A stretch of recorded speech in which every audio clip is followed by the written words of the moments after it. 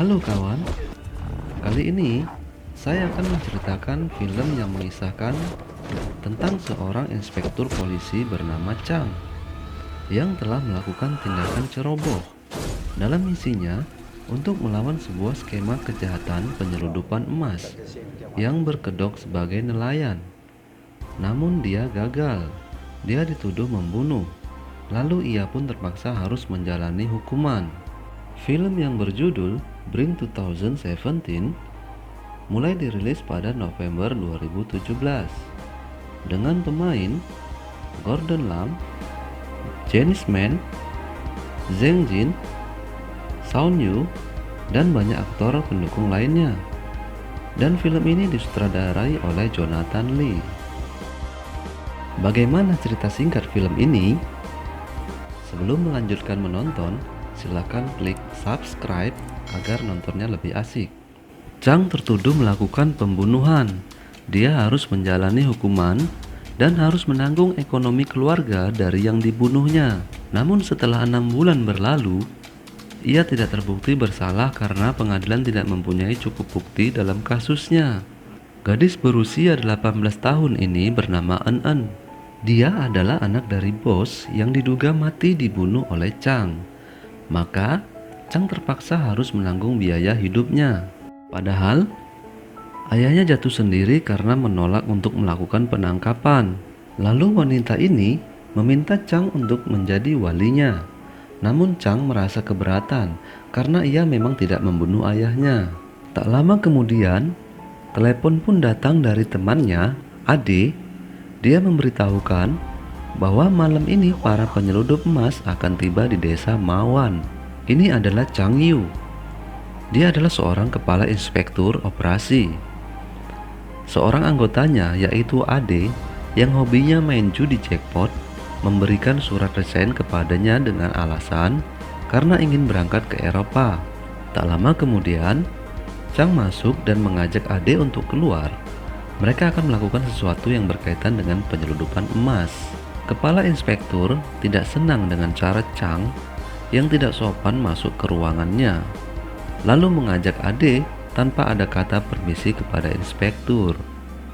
Apalagi penampilan Chang yang sangat berbeda seperti gangster makin membuat inspektur ilfil melihatnya. Para penyeludup akan berhenti ke desa Mawan untuk menurunkan emas bawaannya. Tampak seorang anak dari ketua penyeludup ingin berkuasa dan menyombongkan dirinya kepada Jiang Cheng. Ia ingin jadi bos dan akan menghabisi Jiang Cheng. Tapi hal itu jadi berbalik karena semua yang ada di belakangnya bukanlah anak buahnya. Pasukan anak buahnya semua sudah mati, dibantai oleh kelompok Jiang Cheng. Sedangkan Chang dan Ade sudah berada di desa Mawan untuk menyelidiki penyeludupan tersebut.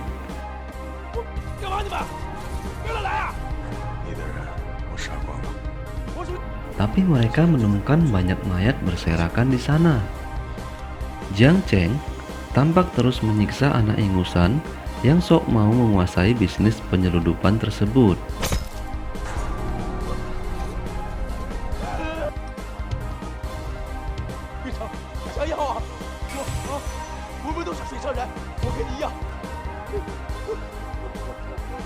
Hingga akhirnya Chang dan Ade datang di TKP dan langsung menyerang komplotan penjahat. Perkelahian pun terjadi hingga komplotan penjahat habis dihajar oleh Chang dan Ade.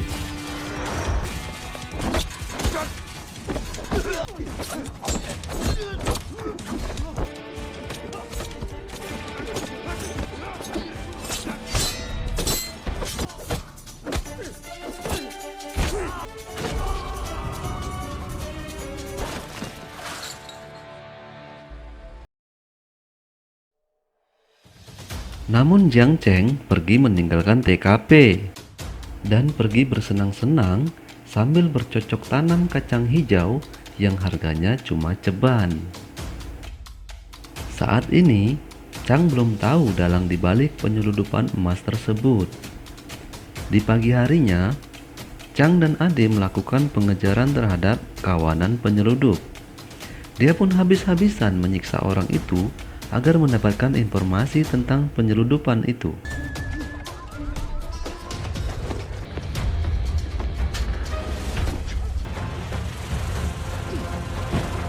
Namun si Loli hanya dapat berkata bahwa ia sering melihat anggota Sui melaut malam hari.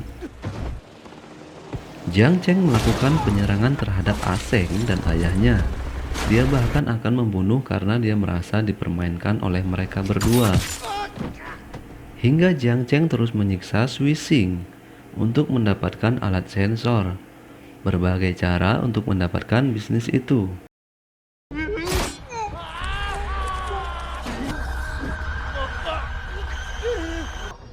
就不该让他找我送死。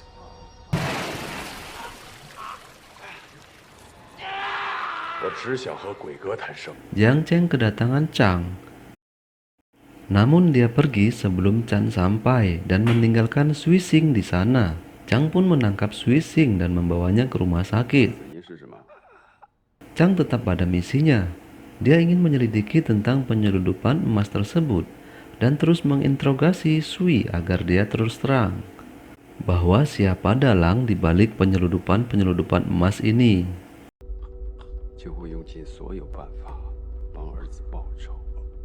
Tiba-tiba kepala inspektur operasi datang dan menyuruh Chang untuk keluar. Tampak tidak senangnya kepala inspektur operasi kepada Chang. Padahal Chan lah yang berusaha mati-matian terhadap kasus ini. Setelah itu, Chang pergi meninggalkan Jiang Yu.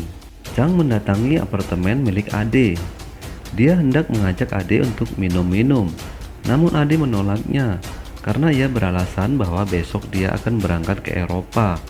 Dan dia berkata bahwa dia bukan anggota polisi lagi. Chang sebenarnya merasa heran, seperti ada yang ditutup-tutupi oleh Ade. Keesokan harinya, akhirnya Sui Xing memberitahu kepada Chang bahwa pelakunya adalah Jiang Cheng. Sui mengatakan bahwa Jiang Cheng sering melakukan transaksi di pajak Sambu di Medan ya. Chang langsung bergerak cepat dan meminta bantuan kepada temannya yang sedang berada di pajak Sambu. Sesampainya di sana, ia melihat Jiang Cheng. Ia pun bergegas mengejar hingga ke dalam. Terjadi kekacauan besar di pasar. Terlihat seorang wanita bernama Ling Ling menyebarkan bahan peledak berisi air yang mengakibatkan percikan air yang berserakan. Saat inspektur mengejarnya, wanita itu malah melemparkan bahan peledak tersebut hingga wanita itu lepas dari kejarannya.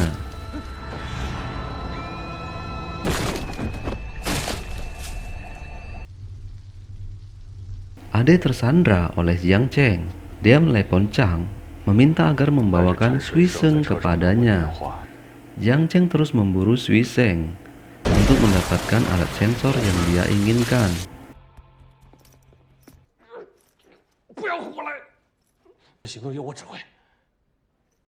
Jiang Cheng telah mengatur rencananya.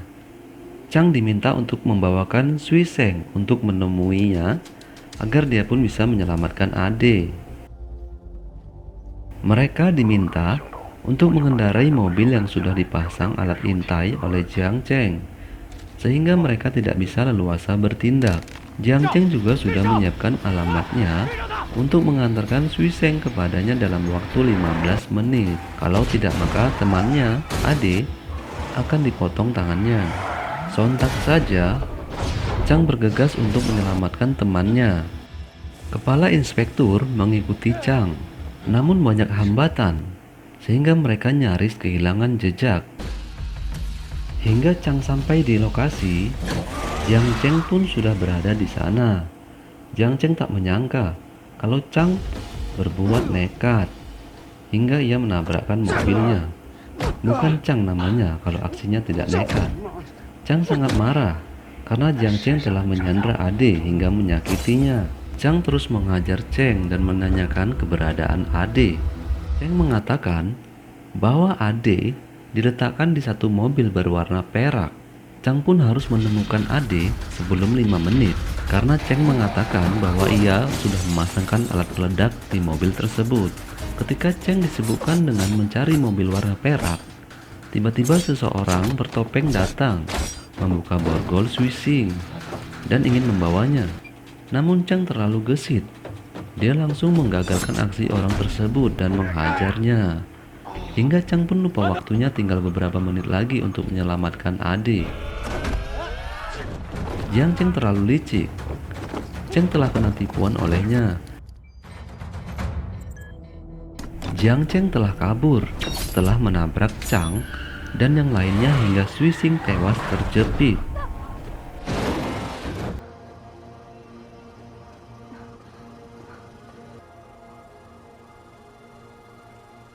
Chang kembali ke markas.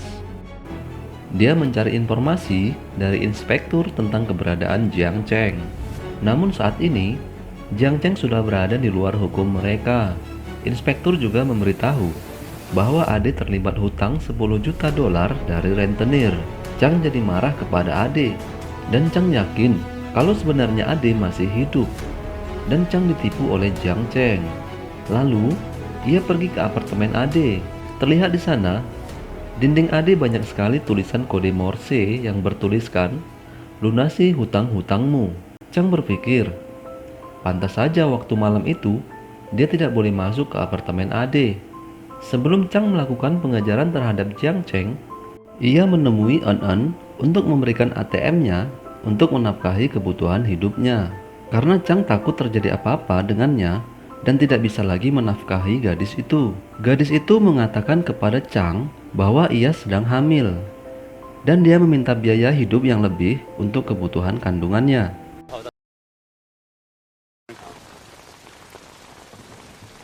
Wah, mereka lagi akur nih. Mereka akan bersama menangkap Jiang Cheng. Jiang kembali merusuh.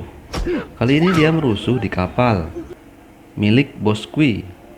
Dia ingin menemui bos besar dan ingin bekerja sama dengannya. Bos Kui menolaknya karena dia telah membunuh Sui. Namun kelicikan Cheng dapat mengancam Bos Kui hingga Bos Kui pura-pura mengikuti permintaan Cheng. Ternyata mereka sama-sama licik.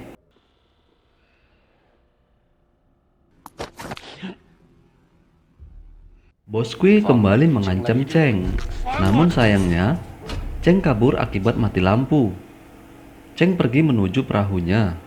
Anggotanya sudah menunggu di perahu dan mereka akan mencuri emas milik Kui di dasar laut.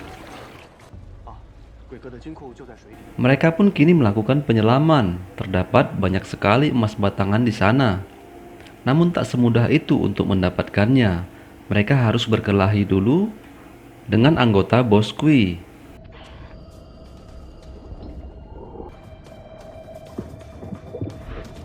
Chang dan inspektur juga sampai di lokasi. Sudah banyak mayat yang mengapung, tapi target mereka adalah Jiang Cheng. Mereka pun turun ke dasar laut untuk mencari Jiang Cheng.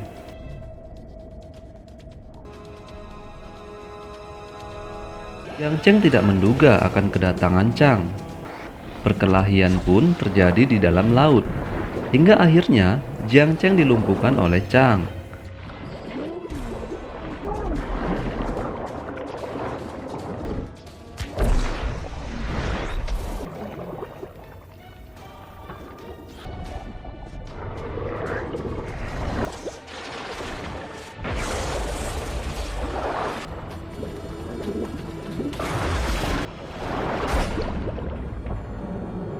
Chang membawanya ke kabin kapal, lalu dihajar kembali hingga tak berdaya tanpa perlawanan.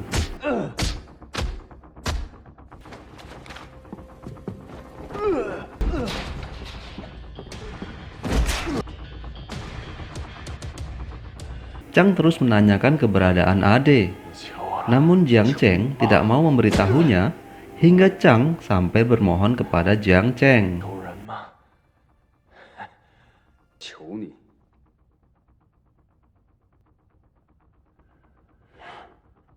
Tak lama kemudian, Ling Ling datang menyelamatkan Jiang Cheng.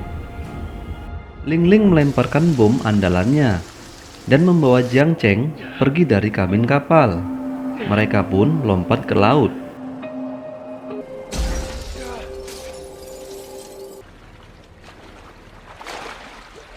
Sebuah berita mengabarkan bahwa bos Kui sudah ditangkap dan ditahan. Chang juga melihat berita bahwa mayat Jiang Cheng ditemukan di tepian laut. Namun Chang tidak percaya dengan berita tersebut. Terlihat En sangat mengkhawatirkan Chang karena dia butuh sosok ayah dalam hidupnya. Cuaca terlihat sangat buruk di lautan, ombak besar dan badai akan datang. Namun Chang tidak peduli. Ia tetap ingin mengakhiri sembur kegaduhan ini. Terlihat Jiang Cheng masih hidup. Ia menghilangkan jejak dengan menggantikan orang lain menjadi dirinya agar dikira ia sudah mati.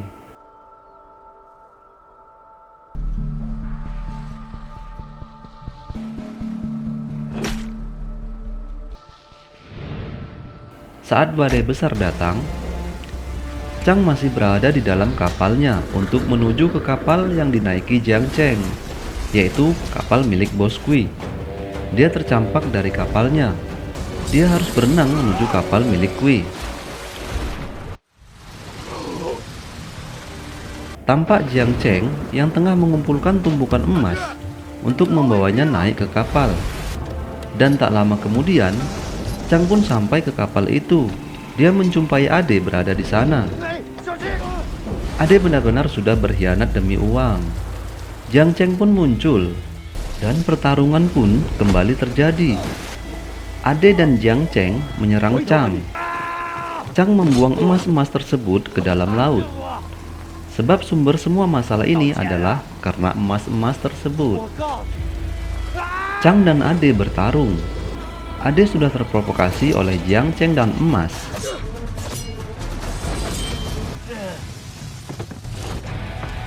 害人的是这批黄金，任何人得到它，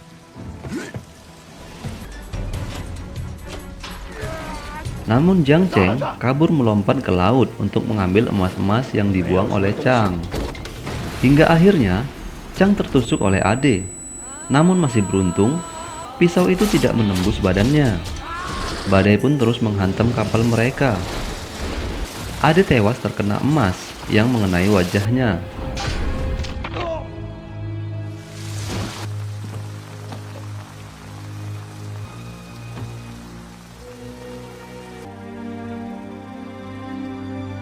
Tak lama kemudian, Jiang Cheng muncul kembali dari laut.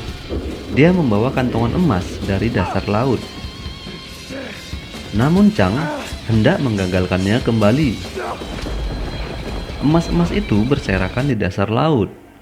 Jiang Cheng cepat-cepat melompat ke bawah dan akan mengumpulkan emas-emas tersebut.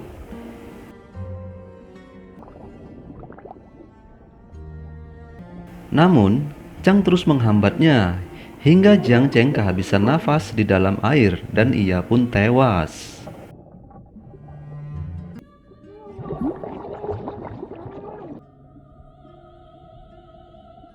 Terlihat Chang yang masih hidup, ia kembali ke kapal dan pulang untuk menemui gadis asuhnya. Chang dan gadis itu pun akhirnya hidup bersama. Oke, film pun sampai di sini selesai. Yang belum subscribe, silahkan di subscribe dan like ya kawan. Bye bye.